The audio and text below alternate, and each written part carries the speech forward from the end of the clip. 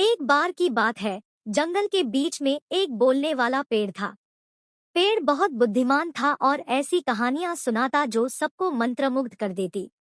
एक दिन ट्वीटी नाम का एक पक्षी जंगल के ऊपर उड़ रहा था और उसने बात करने वाले पेड़ को देखा। ट्वीटी उत्सुक था और उसने पेड़ की एक डाल पर उतरने का फैसला किया। बात करने वाले पेड़ ने ट्वीटी का स्वागत किया और पूछा कि वह जंगल में किस वजह से आया है। ट्वीटी ने जवाब दिया कि वह बस इधर-उधर उड़ रहा था और जब वह थक गया तो यहाँ उतर आया। बात करने वाले पेड़ ने फिर ट्वीटी को एक ऐसे खजाने के बारे में बताना शुरू किया जो गहरे जंगल में छिपा हुआ था और बताया कि खजाने पर एक दुष्ट चुड़ैल का पहरा है जो इसकी रक्षा के लिए किसी भी हद तक जा सकती है।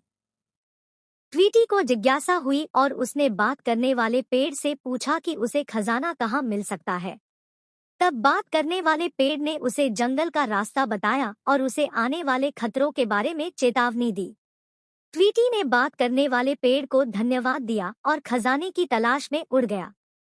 जैसे जैसे ट्वीटी गहरे जंगल में उड़ता गया, उसे चुड़ैल का डर सताने लगा। उसने दुष्ट चुड़ैल के बारे में सुना था और जानता था कि वह उसके कैद में फंस गया तो कभी बाहर नहीं उड़ पाएगा। तभी अचानक उसे अपने पीछे सरसराहट की आवाज सुनाई दी। उसने पलटकर देखा लेकिन कुछ नहीं देखा। ट्वीटी तब तक उड़ता रहा जब तक कि वह जंगल में खजाने तक नहीं पहुंच गया। वहां उसने एक छोटी सी झोपड़ी देखी जिसकी चिमनियों से धुआं निकल रहा था। वह जानता था कि यह वह जगह है जहां चुड़ैल रहती थी। ट्वीटी पास की एक डाल पर उतरा और झोंपड़ी के चारों ओर उड़ने लगा। अचानक उसे अपने पीछे कदमों की आहट सुनाई दी। उसने मुड़कर देखा तो चुड़ैल अपनी झाड़ू के साथ वहीं खड़ी थी। चुड़ैल ने ट्वीटी से पूछा कि वह वहां क्या कर रहा है। ट्वीटी ने जवाब दिया कि वह बस वहां से गुजर रहा था। चुड़ैल ने उस पर विश्वास नहीं करते हुए उस पर जादू कर दिया। ट्वीटी ने उड़ने की कोशिश की लेकिन पाया कि वह अपने पंख नहीं हिला सकता था।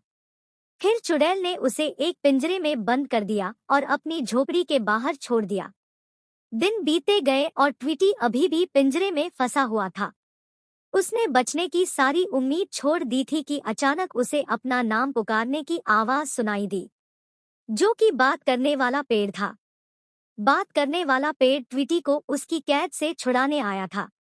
उन्होंने ट्वीटी को मुक्त करने के लिए चुड़ैल को बरगलाने के लिए अपनी बुद्धि का इस्तेमाल किया और चुड़ैल को कहा कि जंगल में उसके लिए बहुत सारा खाना रखा है।